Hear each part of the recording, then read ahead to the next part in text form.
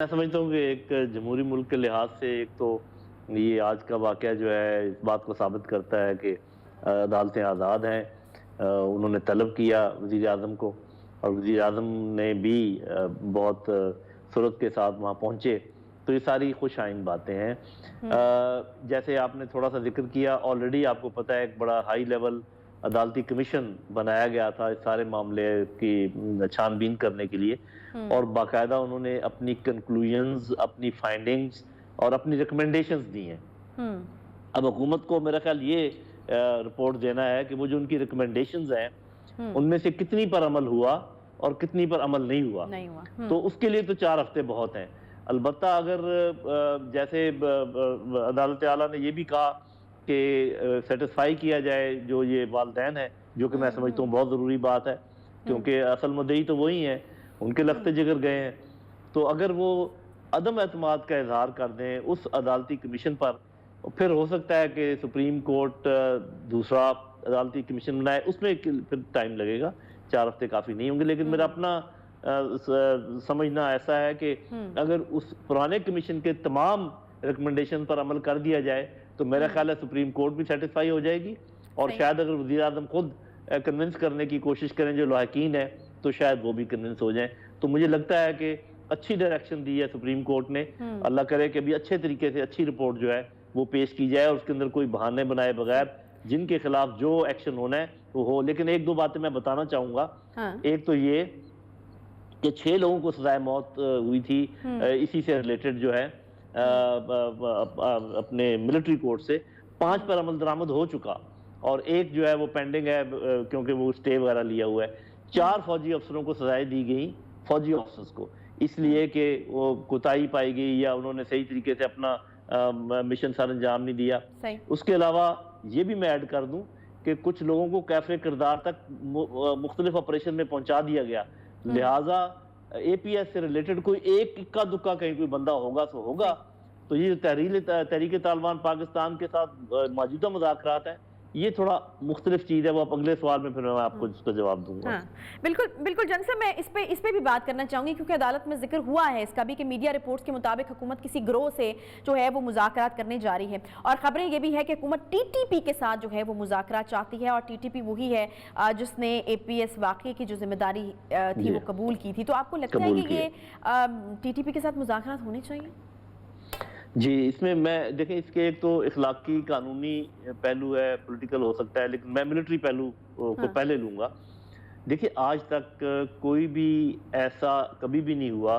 کہ جیتنے والی سائیڈ اس بات کی ضد کرے کہ جب تک ہارنے والی سائیڈ کا میں آخری آدمی مار نہ دوں ہم ان سے کوئی بات نہیں کریں گے یا بات ہو ہی نہیں سکتی۔ دیکھیں کتنے عرصے تک یو کے میں یہ چلتی رہی، اور پھر آئی آر اے کے ساتھ انہوں نے آخرکار بات چیت کی، ابھی حال ہی میں امریکنز افغانستان سے بات چیت کے بعد نکلے ہیں۔ سیکنڈ ورلڈ وار میں جرمنی اور جاپان ہار گیا، لیکن آج وہ اتنے بڑے ممالک ہیں، اگر ان کے آخری آدمی کو ختم کر دیا جاتا تو وہ پتہ نہیں وہ ممکن بھی تھا یا نہیں، تو ایسا ممکن نہیں ہوتا میری بہن۔ اس وقت وہ نہایت کمزوری میں ہے، اور پاکستان سکسیس فل آپ سمجھیں کہ سائیڈ ہے۔ ان کو پرابلم یہ ہے، یہ کیوں بات چیت پر آمادہ ہوئے ہیں کہ وہاں پر افغان حکومت ان کو پریشرائز کر رہی ہے کہ ہم آپ کو اپنی زمین استعمال نہیں کرنے دیں گے پاکستان کے خلاف۔ پاکستانی فوج نے ادھر ان کا بھرکس نکال دیا، لہذا وہ بات چیت پر آمادہ ہوئے، اور خاص کر جو ہماری شرائط ہیں کہ آپ کو کانسٹیٹیوشن آف پاکستان ماننا پڑے گی، ہتھیار پھینکنا پڑیں گے، گارنٹیز لینے کے ہم نے طریقے وضع کرنے پڑیں گے۔ کچھ تو ایسے گارنٹی ہو سکتی ہے کہ جو قبائلوں میں لوگ واپس جائیں گے وہ قبائل ان کے ذمہ دار ہوں گے، کچھ جو شہروں میں ہوں گے ان کا اور کوئی طریقہ کار نکالا جائے گا۔ یہ بھی دیا جاتا ہے ایک لاجک کہ جی پہلے کئی دفعہ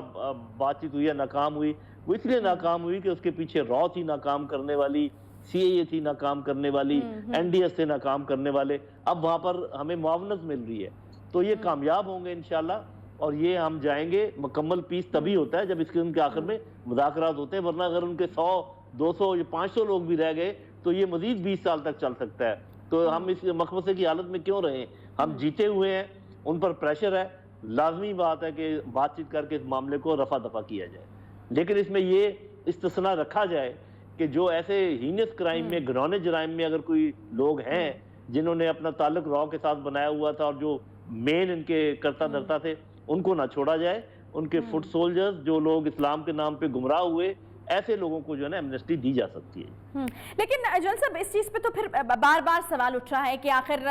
کیا حکومت پاکستان کی اتنی کوئی مجبوری ہے کہ بات چیت کے ٹیبل پر جو ہے ان لوگوں کے ساتھ بیٹھنا پڑا جنہوں نے اے پی ایس جیسا گھناؤنی حرکت میں وہ ملوث تھے اور وہ انہوں نے کی ہے، ہماری قوم کے بچوں کو انہوں نے جس طریقے سے شہید کیا ہے۔ اگر افغانستان میں ان کے پاس جگہ نہیں ہے، پاکستان میں آپ نے کہا کہ ان کا بھرکس نکال دیا گیا ہے، تو پھر کیوں اس طرح کے عناصر کو کرش کیوں نہیں کیا جا سکتا؟ کیوں ایونچولی جو ہے وہ ان کے ساتھ بات چیت کرنا پڑے؟ کیونکہ آپ بھی جانتے ہیں کہ اصل جو مدعی ہیں اس کیس کے obviously اے پی ایس میں جو بچے شہید ہوئے ہیں ان کے پیرنٹس ہیں، والدین، اور وہ چاہتے ہیں کہ ایسے لوگوں کو سزا مل سکے